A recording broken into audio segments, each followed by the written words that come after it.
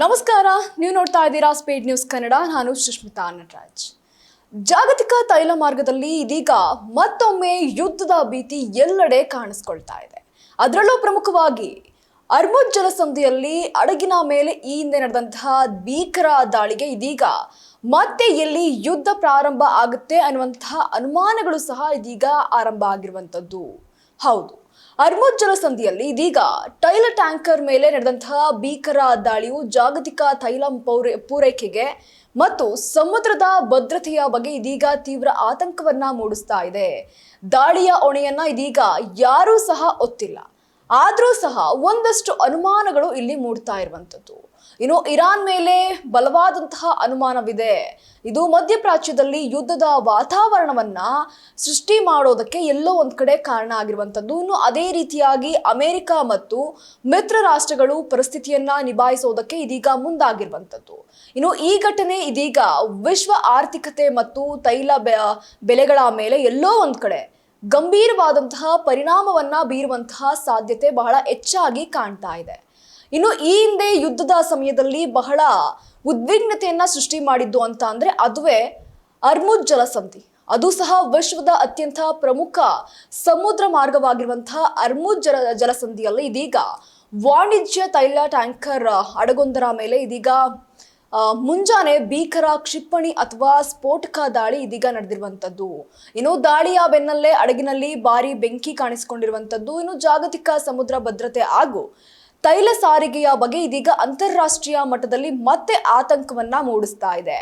ಇನ್ನು ಈ ಘಟನೆಗೆ ಸಂಬಂಧಪಟ್ಟಂತೆ ಇದೀಗ ಬ್ರಿಟಿಷ್ ಸೇನಾ ಅಧಿಕಾರಿಗಳು ಒಂದಷ್ಟು ದೃಢವಾದಂತಹ ಮಾಹಿತಿಯನ್ನ ಇನ್ನೂ ಸಹ ಯಾವುದೇ ರೀತಿಯಲ್ಲೂ ಸಹ ಕೊಟ್ಟಿಲ್ಲ. ಆದರೂ ಸಹ ಒಂದಷ್ಟು ಊಹಾಪೋಹಗಳು ಹರಿದಾಡ್ತಾ ಇದೆ. ಇನ್ನು ಈ ಘಟನೆ ನಡೆದಿದ್ದು ಹೇಗೆ ಅಂತ ನೋಡೋದಾದ್ರೆ, ಯುನೈಟೆಡ್ ಕಿಂಗ್ಡಮ್ ಆಪರೇಷನ್ಸ್ ಅಲ್ಲಿ ನೋಡೋದಾದ್ರೆ ಕೇಂದ್ರದ ಮಾಹಿತಿಯ ಪ್ರಕಾರ ವಾಣಿಜ್ಯ ಟ್ಯಾಂಕರ್ ಹಡಗು ಪರ್ಷಿಯನ್ ಕೊಲ್ಲಿಯಿಂದ ಓಮನ್ ಕೊಲ್ಲಿಯ ಕಡೆಗೆ ಇದೀಗ ಪ್ರಯಾಣಿಸ್ತಾ ಇತ್ತು. ಅದೇ ರೀತಿಯಾಗಿ ಓಮನ್ ಲಿಮಾ ಕರಾವಳಿಯ ಬಳಿ ಬರ್ತಾ ಇದ್ದಂತೆ ಇದೀಗ ಭೀಕರ ಸ್ಫೋಟವೊಂದು ಹಡಗಿನ ಪಕ್ಕದ ಭಾಗಕ್ಕೆ ಬಂದು ಬಡ್ದಿರುವಂತದ್ದು ಇಲ್ಲಿ ಕಾಣಿಸ್ತಾ ಇದೆ. ಇನ್ನು ತಕ್ಷಣವೇ ಹಡಗಿನಲ್ಲಿ ಬೆಂಕಿ ಹೊತ್ಕೊಂಡಿದ್ದು, ಅದೃಷ್ಟವಶಾತ್ ಈ ಘಟನೆಯಿಂದ ಸಮುದ್ರದಲ್ಲಿರುವಂತಹ ಪರಿಸರದ ಮೇಲೆ ಯಾವುದೇ ರೀತಿಯ ಹಾನಿ ಉಂಟಾಗಿಲ್ಲ ಅನ್ನೋದನ್ನ ಇದೀಗ ಅಧಿಕಾರಿಗಳು ತಿಳಿಸಿರುವಂಥದ್ದು. ಅದೇ ರೀತಿಯಾಗಿ ಇನ್ನು ಈ ದಾಳಿ ಯಾವ ರೀತಿ ಆಯಿತು, ಈ ಸ್ಫೋಟ ಯಾವ ರೀತಿ ಆಯಿತು ಅನ್ನೋದಕ್ಕೆ ಯಾರು ಸಹ ಹೊಣೆಯನ್ನ ಒತ್ಕೊಂಡಿಲ್ಲ.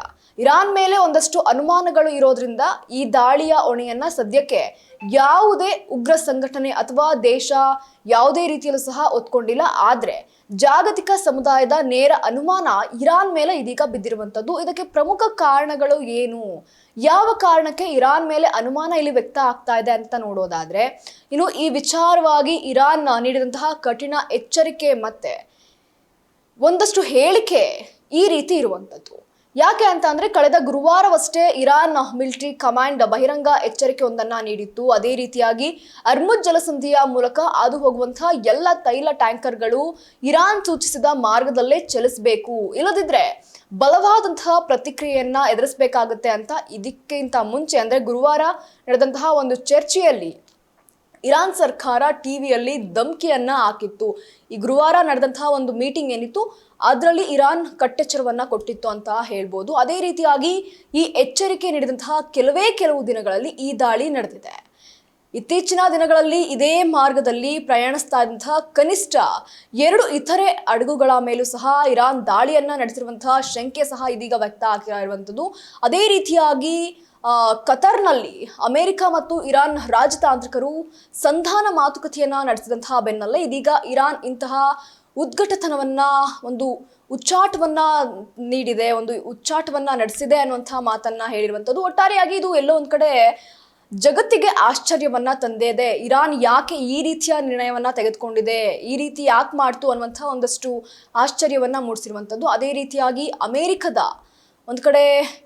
ಅಮೆರಿಕದಲ್ಲಿ ನೋಡೋದಾದ್ರೆ ಹೆಚ್ಚುತ್ತಾ ಇರುವಂತಹ ಉದ್ವಿಗ್ನತೆಯ ನಡುವೆ ಅಮೆರಿಕದ ಮಿಲಿಟರಿ ಕಮಾಂಡ್ ಮಧ್ಯಪ್ರಾಚ್ಯ ದೇಶಗಳ ನಾಯಕರೊಂದಿಗೆ ಇದೀಗ ಒಂದಷ್ಟು ಸಭೆಯನ್ನ ನಡೆಸ್ತಾ ಇರುವಂಥದ್ದು. ಇನ್ನು ಅರ್ಮುಜ್ ಜಲಸಂಧಿಯ ಮೂಲಕ ಅಂತಾರಾಷ್ಟ್ರೀಯ ವ್ಯಾಪಾರ ಮತ್ತು ಹಡಗುಗಳ ಮುಕ್ತ ಸಂಚಾರಕ್ಕೆ ಯಾವುದೇ ರೀತಿಯ ಅಡ್ಡಿಯಾಗದಂತೆ ಜಂಟಿಯಾಗಿ ರಕ್ಷಣೆಯನ್ನ ನೀಡೋದಕ್ಕೆ ಇದೀಗ ಅಮೆರಿಕ ಮತ್ತು ಮಿತ್ರ ರಾಷ್ಟ್ರಗಳು ಬದ್ಧತೆಯನ್ನ ಪುನರುಚ್ಚರಿಸ್ತಾ ಇವೆ.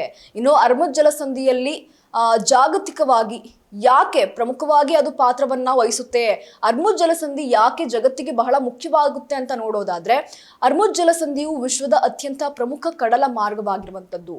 ಜಗತ್ತಿನ ಒಟ್ಟು ಕಚ್ಚಾ ತೈಲ ಮತ್ತು ದ್ರವೀಕೃತ ನೈಸರ್ಗಿಕ ಅನಿಲ ಅಂತಂದ್ರೆ LNG ಬಹುದೊಡ್ಡ ಪಾಲನ್ನ ಪ್ರತಿದಿನ ಇದೇ ಕಿರಿದಾದಂತಹ ಸಮುದ್ರದ ಮಾರ್ಗದ ಮೂಲಕ ವಿವಿಧ ದೇಶಗಳಿಗೆ ಸರಬರಾಜು ಮಾಡಲಾಗ್ತಾ ಇದೆ.